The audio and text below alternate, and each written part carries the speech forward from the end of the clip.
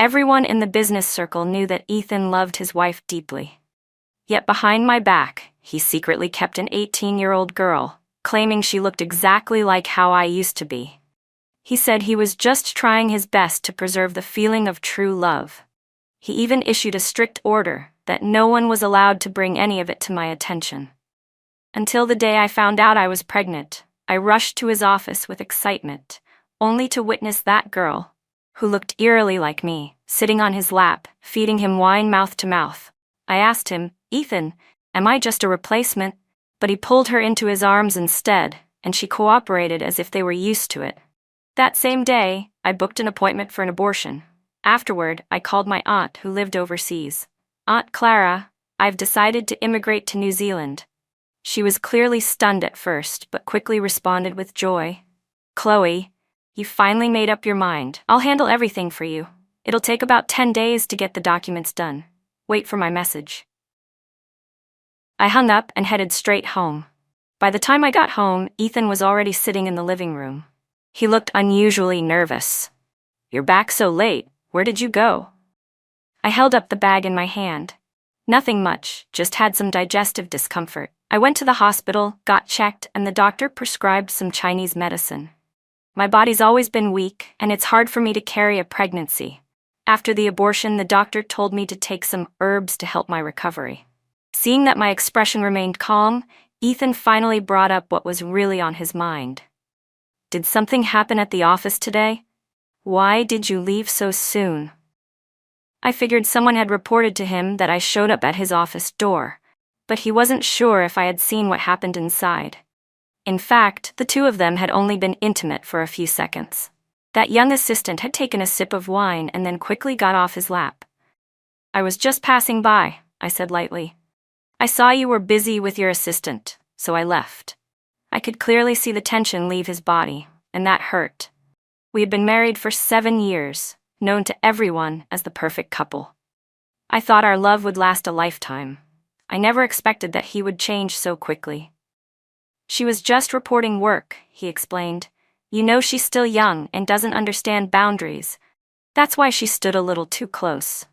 Ethan stepped forward, gently placed a hand on my shoulder, and spoke in a soft voice. "Honey, we haven't visited our old school in a long time. I happen to be free tomorrow. Why don't we go back and relive some of our memories?" When he mentioned our alma mater, his tone relaxed and his mood seemed to brighten. We had been together since high school, from school uniforms to wedding vows. Every year on our anniversary, we would go back to campus together. But this year, Ethan had said he was too busy with work. Thinking about it now, he was probably busy spending time with that 18-year-old assistant. I let out a sigh and shook my head. "Let's talk about it another time. The doctor prescribed 10 days of Chinese medicine, and I need to brew and drink it daily." He let out a soft, "okay," and gently stroked my long hair. I turned away slightly, subtly dodging his touch. Ethan paused for a moment, then said, "Chloe, you seem upset. Is it because Lindsay stood too close when she was talking to me? She's just a kid, didn't mean anything by it. Surely you're not going to hold it against an 18-year-old girl, right?" My heart twisted. Once upon a time, I was also an 18-year-old girl. I looked up at him with a calm expression and said, "No, I'm not upset." Only then did his face relax. "That's good. There's a jewelry auction next week. If there's anything you want, I'll get it for you." Just an hour ago, I had seen Lindsay's latest post online. "Daddy Ethan said he's taking me to the jewelry auction next week. He said he'll bid for the grand finale piece just for me. I love my daddy so much." The post was accompanied by a photo of 2 hands forming a heart over a jewelry box, and the wedding ring on Ethan's ring finger in the photo stood out like a dagger to the chest. I glanced at him coldly. "No need. Give it to someone else." Ethan lowered his gaze, about to say something when his phone buzzed. It was a message from Lindsay, with a photo of a bed. The bed was covered with all kinds of bizarre adult toys. Ethan only glanced at it, but he couldn't help the way his throat tightened. "Chloe, there's a new business project at the company. I need to go on a business trip for a few days." With that, he left in a hurry, the flutter in his eyes barely concealed. I suddenly recalled all those countless nights when he left in a rush, always using urgent work as an excuse. Later, it just became frequent business trips. Right then, a message from Aunt Clara came in. I tapped to open it. "Chloe, your uncle has completed all the immigration paperwork for you. See you next week." Ethan returned exactly 1 week later. I thought he'd head straight to the office, but instead, he braved the morning rush just to come home. Over the past few days, Lindsay had been posting constantly on her social media. In the latest photo, she wore a sheer white nightgown, innocent yet seductive. Her caption read, "Daddy praised my new battle outfit, said he wants to tear it off himself." I gave a meaningless smile and casually commented, "That's just his type." Not long after, the post was deleted. The moment Ethan walked through the door, he came straight to interrogate me. "Chloe, I already explained everything about last time. Lindsay is just an 18-year-old girl. Why do you keep targeting her?"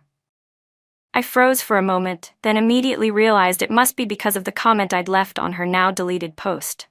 Sure enough, seeing my expression made Ethan even angrier. All she said was that she felt lucky to work for a great boss and you insulted her with such awful words. "Chloe, you're already 30 years old. Aren't you ashamed to bully a young girl like that?" I kept my lips tightly shut and said nothing. I let Lindsay smear my name in front of him. I only had 3 days left before I left this place, and I no longer cared how he viewed me. Seeing that I didn't defend myself like I used to, Ethan seemed a bit unsettled. He softened his tone. "Chloe, you used to be so understanding. Why have you become so unreasonable lately? Is it because you're not feeling well?" He placed a large paper bag on the table and personally ladled out a bowl of steaming porridge. "This is a special digestive porridge I asked the old house's kitchen to make for you. Didn't you say your stomach's been upset? I told them to prepare a serving for you every day. I'll bring more back tomorrow morning." He scooped up a spoonful and held it to my lips. "Every time you feel unwell, I wish I could take all your pain instead." I frowned, but didn't open my mouth. Ethan's tone turned impatient. "Chloe, will you stop? You're not an 18-year-old girl anymore. Do you still expect me to coax you like I used to? Lindsay's grandfather was a close family friend. Before he passed away, he entrusted her to my aunt.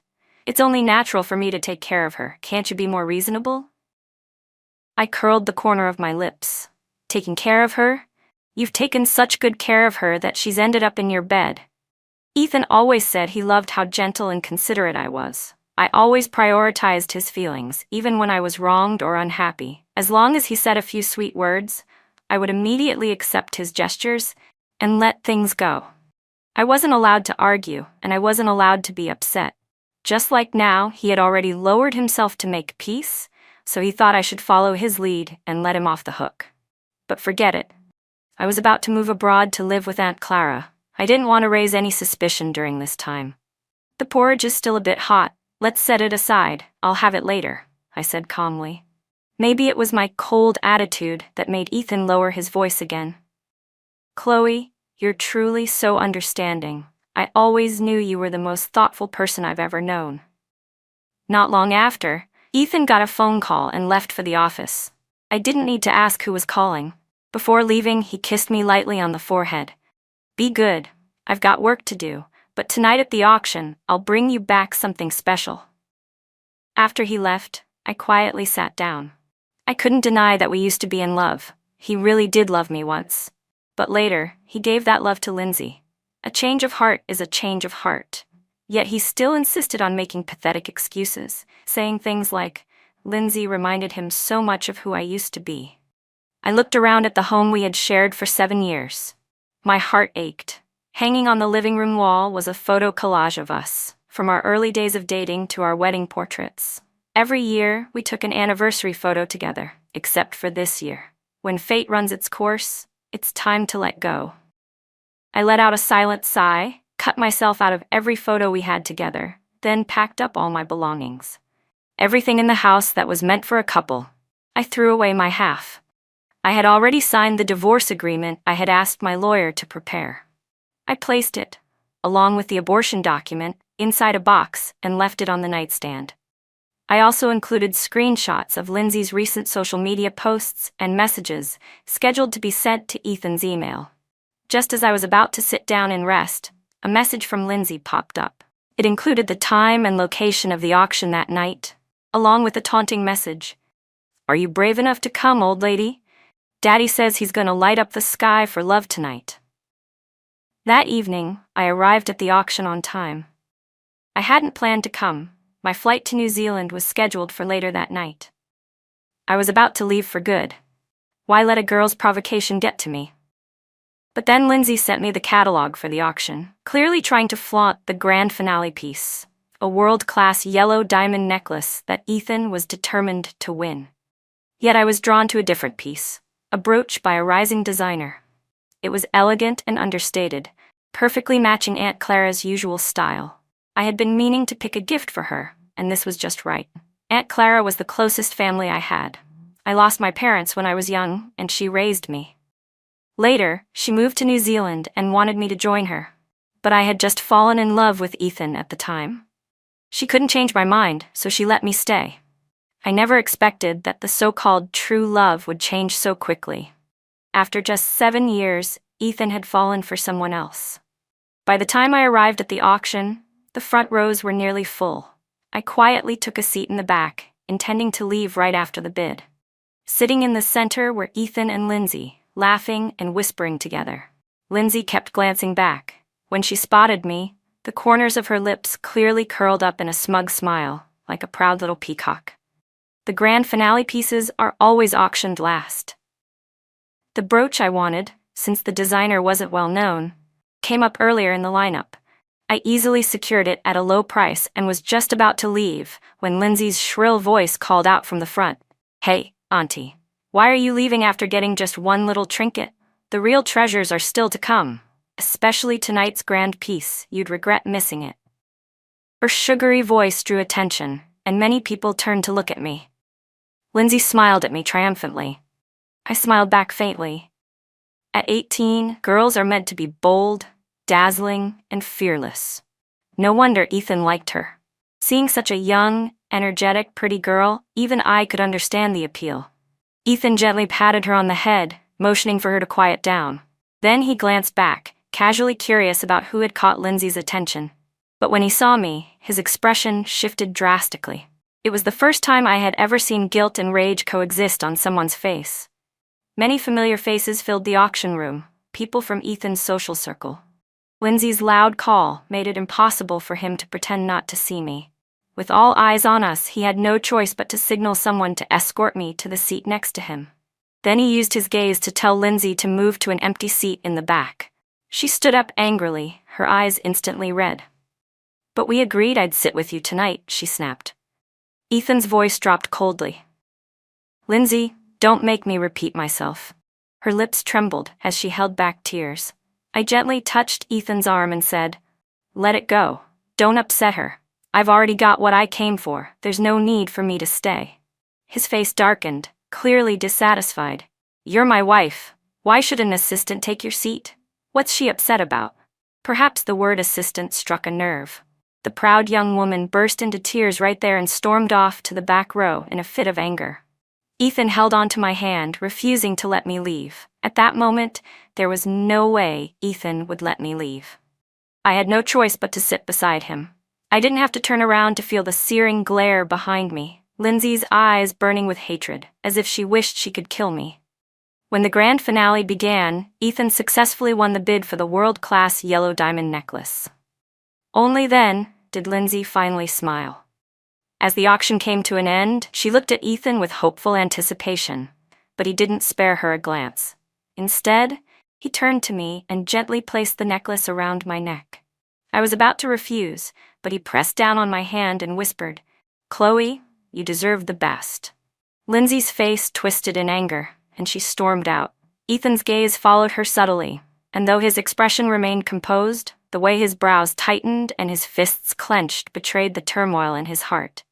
I smiled and took off the necklace, placing it back in his hands. Something this valuable should be kept in a safe at the bank. Ethan froze for a moment before relaxing slightly, holding the necklace tightly. But before he could say a word, I spoke first. "Still, thank you for the gift. I've prepared a surprise for you too. It's waiting on the nightstand in the bedroom." He hugged me, gently rubbing my back. "You're the best, Chloe. I can't wait to see what the surprise is." But while he embraced me, his right foot subconsciously angled toward the door, and the urgency in his eyes was impossible to miss. I knew he was in a hurry to go comfort Lindsay. I gave him a quiet smile. "If there's something urgent at work, go ahead." Ethan looked at me gratefully, then quickly left with the jewelry box. I followed shortly after, getting into the ride I had pre-booked and heading straight for the airport. Through the car window, I caught a glimpse of Ethan's black Maybach speeding past in the opposite direction. I turned my head and said in my heart, "Goodbye, Ethan. Goodbye forever." Ethan drove straight to Lindsay's apartment. A sudden tightness gripped his chest, an uneasy feeling that something important was slipping away. He couldn't shake the image of my calm expression when I gave him the necklace back. Something about it felt deeply off, and that discomfort still hadn't faded by the time he arrived at Lindsay's place. She was still sulking, throwing a tantrum. Normally, Ethan found this side of her lively and endearing. That youthful spirit was what had drawn him to her in the first place. She made him feel young again, like he was back in his 20s. But now, he felt an unexplainable irritation. For once, he didn't comfort her. Instead, he simply handed her the jewelry box. Lindsay's eyes lit up the moment she saw it. Her lips curved into a smile. "I knew it. You're the best, Daddy. Let me put it on for you." It was the first time Ethan noticed how materialistic she seemed. Although he had always willingly spent money on her, even gifting her the luxury apartment she now lived in, something about her reaction to the yellow diamond necklace unsettled him. Lindsay was just 18 and not very skilled at hiding her true emotions. Only when she received extravagant gifts would her joy seem genuine. With the small presents, she usually just feigned delight. But Chloe was different. She also appreciated the expensive gifts, but what touched her more were the small, thoughtful trinkets he gave with sincerity. For the first time, Ethan realized that maybe Lindsay didn't love him the way she said she did. Lindsay ran off to the bedroom holding the jewelry box, acting all mysterious. "Just wait, Daddy. I'm going to change into my new battle outfit to match it." Ethan's frustration peaked. He suddenly had the urge to leave immediately and go find Chloe.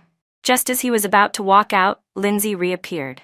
He stopped in his tracks. She was wearing a long purple satin gown. The thin silk clung lightly to her body without looking cheap, flowing with her movements in a way that left just enough to the imagination. Paired with her youthful face, it created a striking contrast that set every nerve in Ethan's body on fire. The nightgown itself was elegant, but on an 18-year-old full of youthful energy, it became irresistibly provocative. Overcome, he pulled her into the bedroom. He had just fastened the yellow diamond necklace around her slender, pale neck when, in the very next second, all thoughts of Chloe vanished from his mind. 2 hours later, Ethan finally got out of bed, still lingering in satisfaction. He got dressed, ready to leave. But Lindsay grabbed his wrist, refusing to let go. "Didn't you say you'd stay with me tonight? You're an adult, you shouldn't break your promises." But this time, Ethan was determined to leave. He didn't even know why. He just had a strong urge to go home. He thought of how Chloe had told him at the auction that she'd prepared a surprise for him. He was eager to get back and see what it was. Lindsay clung to him, refusing to let go. Irritated, he finally snapped. "Can you not be so childish and unreasonable, Lindsay?" Lindsay threw a little tantrum, yanking her hand away forcefully. "So now you think I'm being too childish? Wasn't it you who said 18-year-olds should act like 18-year-olds? That being a little spoiled is what makes them cute?" Ethan regretted it then. He had indeed been drawn to Lindsay's bratty charm at first. What had started as fulfilling a promise to a family friend had developed into this complicated mess. And just like that, an image of me at 18 flashed through his mind. I had been willful too, but never with him. I never made demands. I gave him emotional support, steadiness. In that moment, he finally realized just how much he loved me. Without looking back, Ethan left. He had to go home and find me, to apologize. He had neglected me recently, and he swore he'd make it up to me by spending more time with me from now on. As for Lindsay, he would just send her abroad for school. A couple of years to mature, and maybe she'd be as sensible as I was. If she could stop being so spoiled, he wouldn't mind keeping her around. And if she eventually wanted marriage and children, he could give her a large sum of money to ensure a comfortable life. Lost in thought, Ethan soon arrived home. He unlocked the front door, calling out cheerfully, "Chloe, I'm back," but no one answered. Puzzled, he walked into the living room. At this hour, where could Chloe have gone? Then he saw the photo wall, where our picture together had been cut in half. His mind went blank. A terrible feeling crept over him. Then he noticed that every couple's item in the house had been split, my half all gone. He rushed to the bedroom and flung open the closet. All my things had disappeared. Panic took over. He grabbed his phone and called me. But all he got was the cold, mechanical voice. "The number you dialed is currently powered off." "Chloe, where are you?" He muttered to himself, redialing again and again, but each time the same dead response. Frustrated, he slammed the phone down. Dread filled him. For the first time, Ethan felt what it was like to be left behind. But he didn't want to believe that I had truly left, quietly, without a trace. After all, I had just told him earlier I had prepared a surprise for him. That's right, he remembered. I said there was a surprise for him on the nightstand. Ethan looked over and spotted the box. A wave of hope washed over his panicked heart. "See? Chloe loves me too much to leave me," he whispered to himself, picking up the box and placing it carefully on the bed. He lifted the lid and his heart dropped again. Inside were the divorce papers. The bold letters stared back at him. Divorce agreement. In disbelief, he flipped to the last page, hands trembling uncontrollably. There it was, my signature, clear and unmistakable. "Why? Why?" he muttered. "Chloe, don't scare me like this. Why do you suddenly want a divorce? Don't you love me anymore?" No one could possibly love him more than Chloe did. He remembered the time he had fallen inexplicably ill. The fever wouldn't break. Doctors tried every method they knew, but nothing worked. They said if it continued, it could become life-threatening. Chloe was terrified. The doctor had been the top expert in his field.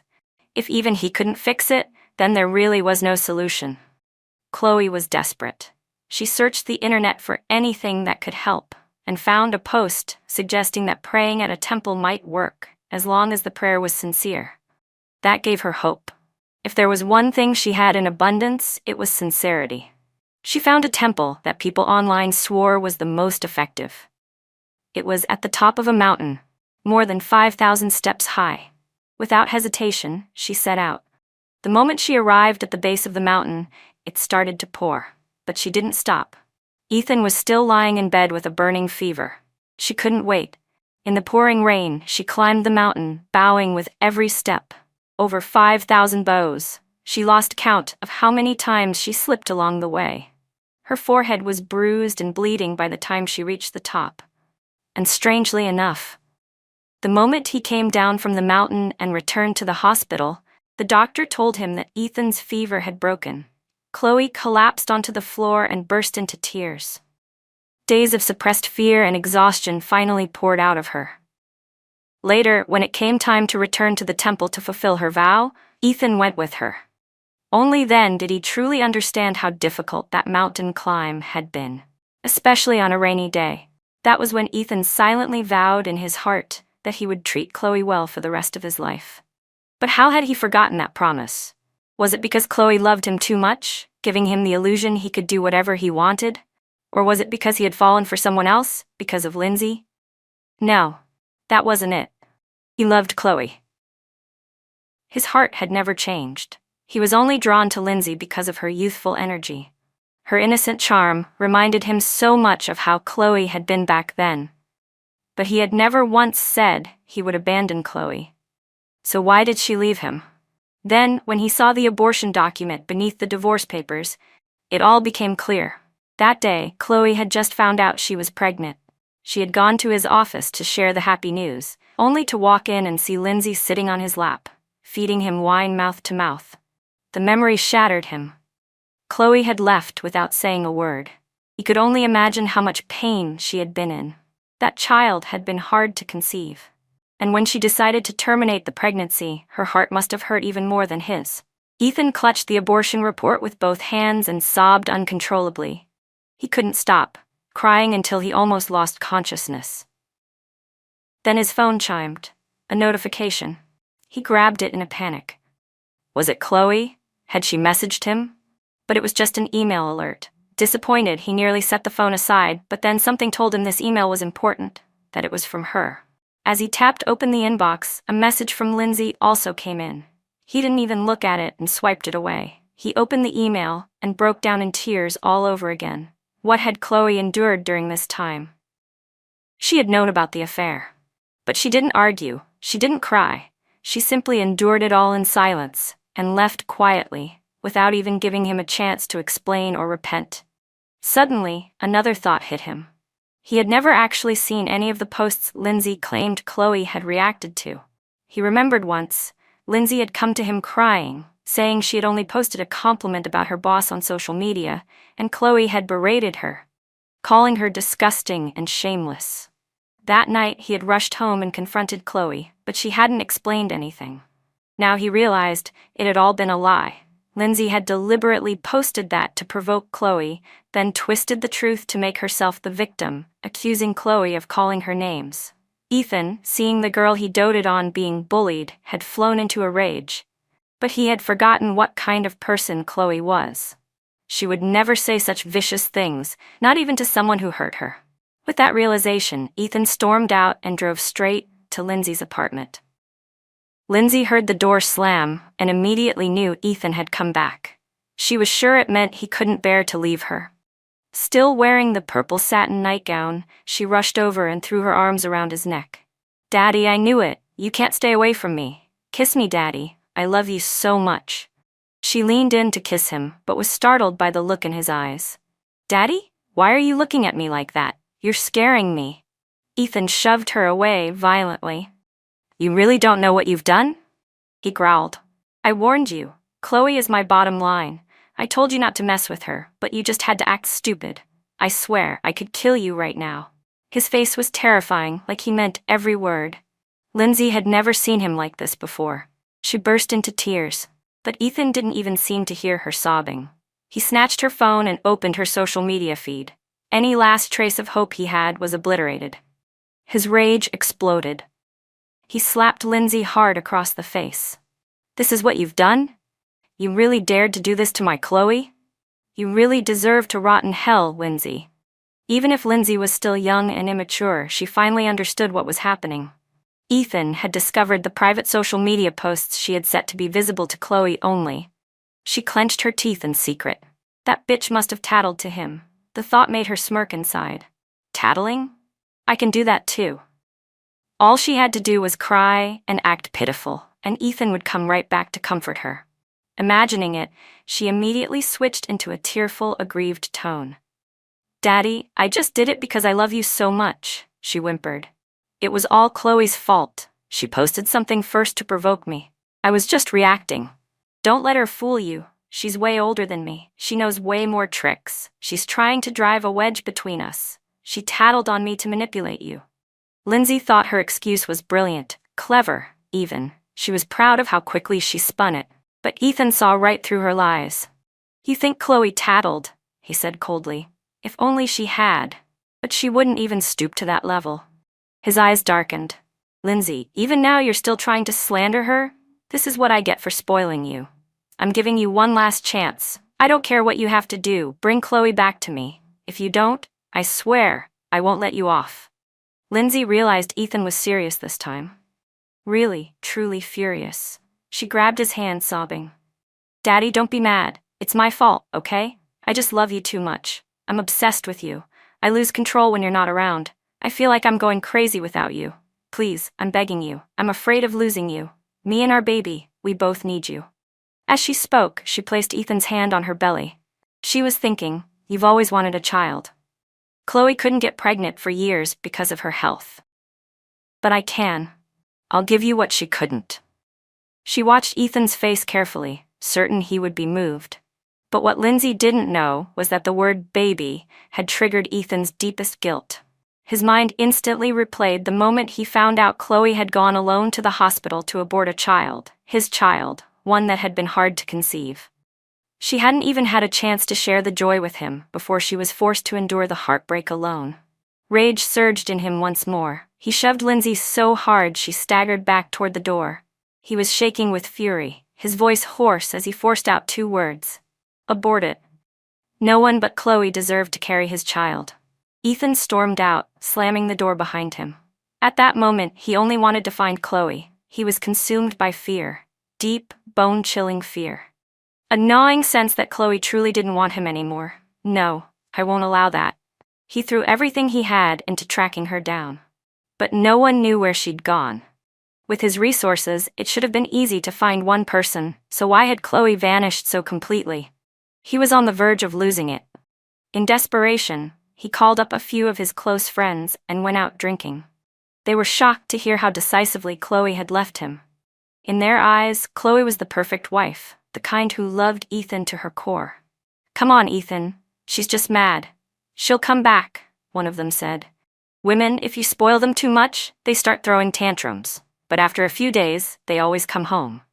Another chimed in. Yeah, she loves you way too much to leave you for real. Even if Lindsay has your baby, Chloe would still raise it for you.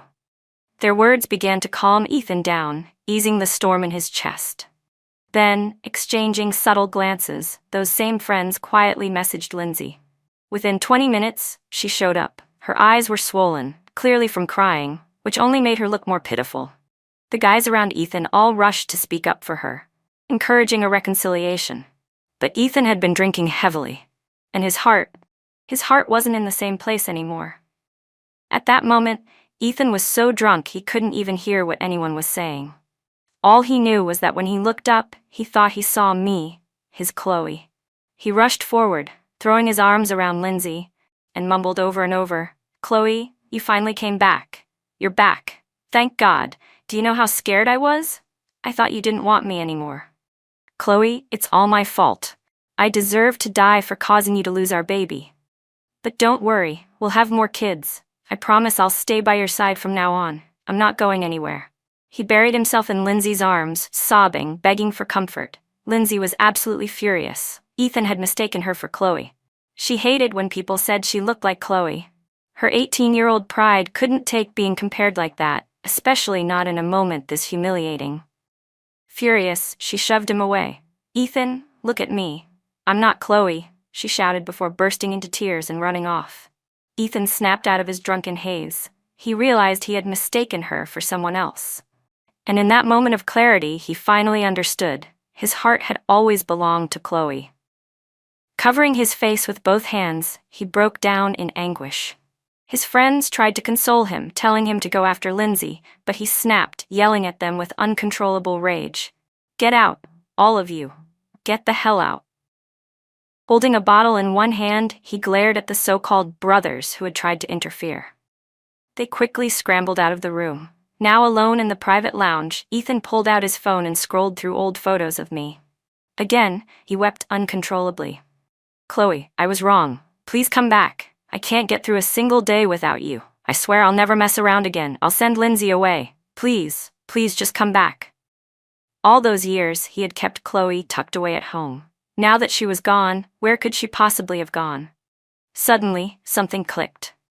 Chloe had an aunt who lived overseas. A flicker of hope reignited in him. He quickly ordered someone to check whether Chloe had left the country. The news came back fast. Chloe had indeed left the country, and she had filed for immigration. Because her immigration had already been processed, no further information was accessible. All he knew was that she had gone to New Zealand. That was when Ethan truly understood. Chloe really wanted to leave him. But he had failed her first. It was all his fault. He had to find her, apologize to her in person, and beg her to come back. At that time, I was working at a company in New Zealand. On my second day here, Aunt Clara had insisted I join one of her friend's businesses. I understood her intentions. She didn't want me wallowing in sadness, so she tried to keep me distracted. But honestly, I wasn't sad anymore. I liked the life I had after leaving Ethan. I no longer had to love someone with constant anxiety, no longer had to tend to every little detail of someone else's life. On this new land, my soul finally felt free. I had truly said goodbye to the past. What I didn't expect was to hear news about Ethan again so soon.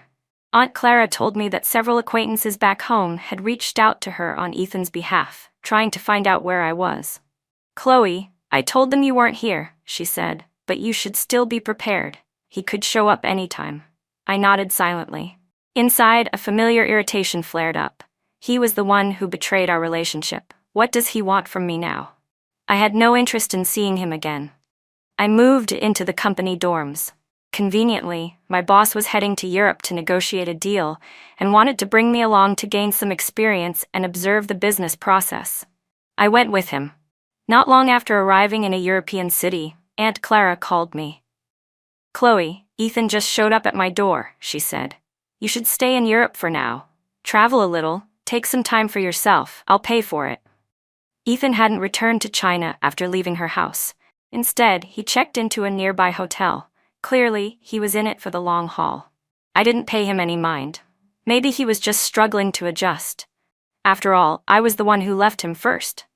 He wasn't staying nearby because he couldn't let go of me. I knew that much. I also knew he hadn't signed the divorce papers, but it didn't matter.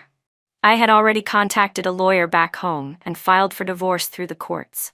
What surprised me was that the very same night Aunt Clara told me Ethan had come looking for me, he somehow managed to call my boss's phone. My boss handed it over to me. "Chloe, there's someone on the line who says he's an old friend of yours from back home." I froze.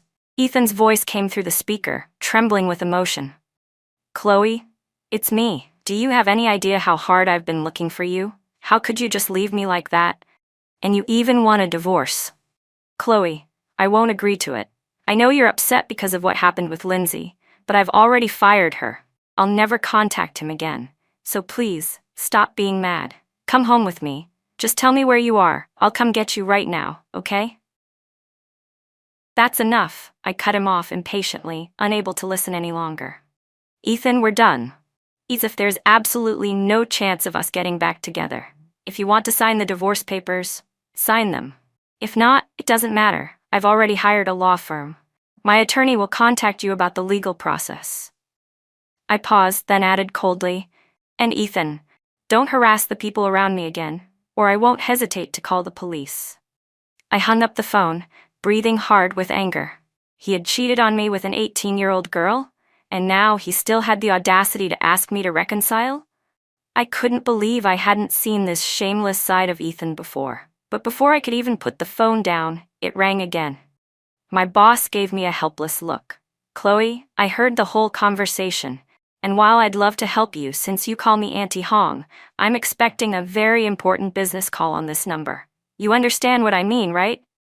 Of course, I did. She was the company's big boss, and she had critical deals coming in all the time. Ethan's non-stop harassment could jeopardize those. So I used my own phone to call Ethan back. Only then did he finally stop calling the company line. When he realized I wouldn't answer his calls, he started sending me dozens of texts every day, just like when we first met, when he had endless things to say. He even tried to use Aunt Clara to change my mind. Every day, Ethan would show up with gifts for Aunt Clara and Uncle, pledging his love for me and swearing he'd never make the same mistake again. He begged them to speak on his behalf. But Aunt Clara never liked him to begin with. If I hadn't been dating him, I would have moved with her to New Zealand long ago. She rejected him on the spot and sternly warned, "Ethan, Chloe has already made up her mind. Sign the divorce papers, or we'll involve the police." Not only did she shut him down, but she also immediately began arranging blind dates for me. When Ethan found out, he was so furious he nearly lost it. I didn't refuse Aunt Clara's efforts. I knew she had my best interests at heart. She told me that the man she picked was someone I already knew, someone she trusted and preferred because he was familiar and also Chinese. When we met, I couldn't help but laugh. It was Du Jie, the chubby grandson of the old lady who used to live next door when I was a kid. He had slimmed down and looked sharper now. Still, I told him up front during our first meeting that I was still in the middle of divorce proceedings and wasn't ready to start a new relationship. I had felt a little guilty about meeting him, but Du Jie was gracious. "It's okay, Chloe. Honestly, I begged your aunt to let me meet you. I already know your situation, so don't feel pressured." He smiled warmly and added, "To tell you the truth, I had a bit of a crush on you when we were kids. But before I got the chance to tell you, you had a boyfriend. Then my family moved away, and that was that. I thought that little spark from back then would just fade into the past. But then you showed up here. I did consider just saying hi, reconnecting like old friends, but I figured if I did that, we'd just end up as friends again. He looked at me sincerely. So I talked to your aunt and told her I wanted to meet you through a formal blind date. Then he held out his right hand with a confident smile. Chloe, let's start over. I'm your blind date. My name is Zane Du, he said, and I hope that when you're ready to start a new relationship, you'll consider me first. I nodded and reached out my right hand too. But before our hands could meet, a figure suddenly rushed in. Ethan threw a heavy punch at Zane's face. Zane reacted quickly, and the two of them began fighting. I yelled for them to stop, trying to pull them apart, but neither would back down. They kept grappling and trading blows until they were both bloodied and exhausted. When they finally stopped, I glared at Ethan and rushed to Zane's side to check on him. Thankfully, the injuries weren't too serious, but he still needed treatment. I grabbed his arm, ready to take him to the nearest hospital. But Ethan blocked us. His eyes were filled with both pain and anger. Chloe, you're really going to abandon your husband for some outsider? I laughed coldly. Ethan, did you remember you were my husband when you were rolling around in bed with Lindsay? You're the most ridiculous man I've ever met. I have nothing more to say to someone like you. When the divorce ruling comes through, we'll have absolutely nothing to do with each other. I tried to move past him, but he grabbed my wrist tightly. Chloe, I won't let you leave, he growled. I told you. I already know I was wrong. Why do you keep clinging to one little mistake? What man doesn't make a few small mistakes? Especially someone like me. Ethan truly believed I was being unreasonable. All his friends had multiple women, even after getting married, yet he had stayed faithful, at least until Lindsay, who had just turned 18, confessed to him and he lost control. But he claimed he'd changed. He said he'd fired Lindsay, given her money to abort the baby, and decided only Chloe could ever carry his children. What more did she want from him, he thought. But now, seeing me take Zane's side only made him angrier. I felt the rage boil up inside me. This was worse than the day I'd caught him cheating. Ethan, can you be any more shameless? I snapped. Just because you're rich, you think you have the right to control everything? He acted like he didn't hear a word I said and tried to drag me away. Chloe, it's clear I was too kind to you before, he said with a sinister tone. I should have locked you up so you couldn't leave. You'd never have had the chance to run. You're mine, my wife. And as for the divorce, forget it. It's never gonna happen. You'd better be obedient, or that man beside you might not be so lucky. His face darkened as he threatened me, trying to scare me into submission. But this time, I wasn't the same woman he used to control. Ethan, stop pretending your possessiveness is love. You don't want me free, not because you love me, but because your ego can't stand losing control. I don't love you anymore. I'll never go back to you, so give it up already. I stared him down coldly.